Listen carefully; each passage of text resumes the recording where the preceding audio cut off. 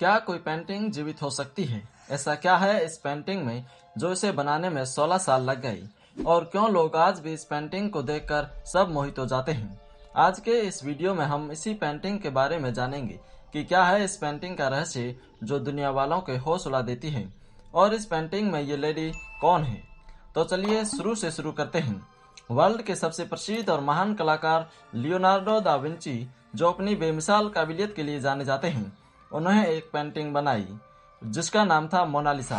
Painting का ये नाम मोना लिसा काफी फेमस है, लेकिन बहुत कम लोग जानते हैं कि पेंटिंग का असली नाम था मोना लिसा, और इसका इटालियन में मतलब होता है माई लेडी।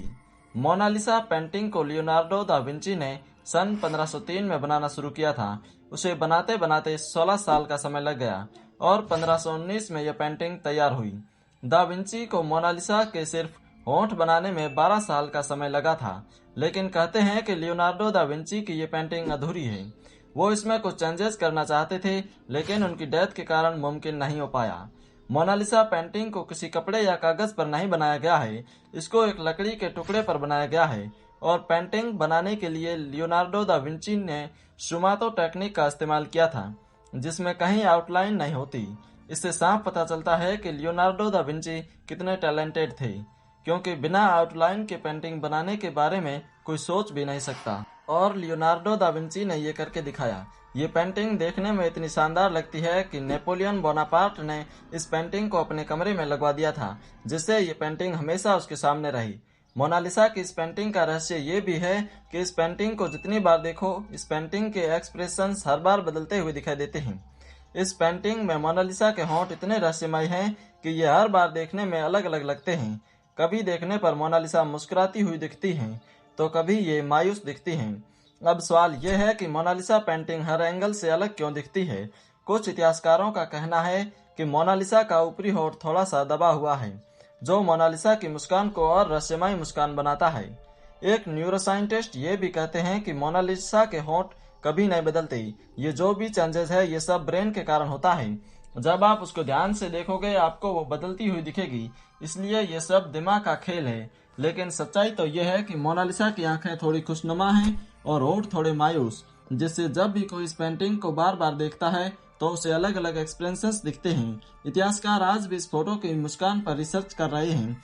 मोनालिसा की ये पेंटिंग वर्ल्ड की सबसे महंगी पेंटिंग है, जो कि 1662 में $100 मिलियन में बिकी थी, और 2019 में इस पेंटिंग की कीमत $850 मिलियन है, यानी 6000 करोड़ रुपए से भी ज्यादा। लेकिन फ्रांस के लोग के अकॉर्डिंग इस पेंटिंग को कोई खरीद और बेच नहीं सकता। अब आज तक का सबसे बड़ा सवाल यह है कि ये लियोनार्डो दा विंची की इस पेंटिंग में ये लेडी कौन है। लियोनार्डो दा विंची ने कहीं भी अपनी इस पेंटिंग में लेडी का जिक्र नहीं किया हुआ है। कई स्टोरियों में इस लेडी के बारे में अलग अलग राय देते हैं। कुछ कहते हैं कि वो लेडी उनकी मदर थी, तो कुछ कहते हैं वो मदर मैरी थी, लेकिन इनका कोई प्रमाण नहीं मिला है। कुछ हिस्टोरियन कहते हैं कि 2005 में एक खत पाया गया था, जो कि 1503 में लियोनार्डो दा विंची को लिखा गया था। इससे पता चलता है कि लियोनार्डो दा विंची अपने दोस्त फ्रांसिस्को डेल गियोकोंडो की वाइफ की पेंटिंग पर काम कर रहे थे, और जिसका नाम था लिसा गियोकोंडो। अगर फोटो में देखा जाए तो लिसा गियोकोंडो और मोनालिसा की पेंटिंग अलग अलग हैं। 2004 में एक साइंटिस्ट पास्कल पोंटेल, जो कि मोनालिसा की पेंटिंग पर रिसर्च कर रहे थे, उन्हें अपनी 10 सालों की रिसर्च के बाद कुछ पता चला, जिससे उनके होश उड़ गई। उन्होंने रिसर्च के दौरान पाया कि इस पेंटिंग में 3 लेयर्स हैं, और मोनालिसा की पेंटिंग के पीछे किसी और की पेंटिंग छिपी हुई है, और जिस लेडी की पेंटिंग पीछे से छिपी हुई है उसकी शक्ल लिसा गियोकोंडो से मिलती है। साइंटिस्ट पास्कल का कहना है कि लियोनार्डो दा विंची ने पहले लिसा गियोकोंडो की पेंटिंग बनाई होगी, लेकिन फिर किसी कारण से उन्होंने इसको बदलकर एक इमेजिनरी लेडी बना दी होगी, जिसको किसी ने आज तक नहीं देखा होगा। ये सिर्फ दा विंची ने एक इमेजिनेशन थी और कुछ नहीं। लियोनार्डो दा विंची के हर पेंटिंग में एक हिडन मैसेज भी होता है, जिसे समझ पाना हर किसी के बस की बात नहीं होती।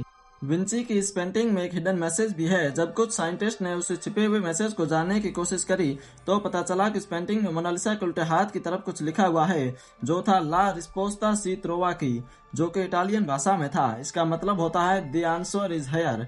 लेकिन फिर भी इस रहस्य का अभी तक पता नहीं चल पाया है। एक वेबसाइट पैरानॉर्मल क्रूकवीबल यह दावा करती है कि इस पेंटिंग को लेफ्ट साइड से जोड़ें तो वहां एक एलियन दिखता है। ये सुनने में अनबिलीवेबल लगता है, लेकिन हैरानी इस बात से है कि दा विंची ने उसी जगह पर लिखा था the answer is here. Richard इस बात पर अभी भी रिसर्च करने में लगे हुए हैं। मोनालिसा की ये पेंटिंग फ्रांस के म्यूजियम में बड़ी सिक्योरिटी के साथ रखी हुई है, जो कि एक बार 1951 में एक आदमी ने इस पेंटिंग पर पत्थर मार दिया था, जिससे मोनालिसा के बाएं हाथ पर स्क्रैच आ गए थे। तभी फ्रांस गवर्नमेंट ने इसके प्रोटेक्शन के लिए एक स्पेशल रूम बनवाया, जिसका टेम्परेचर ऐसे रखा जाता है कि वो पेंटिंग खराब ना हो, और इस पूरे रूम को तैयार करने में 50 करोड़ तक का खर्च आया था।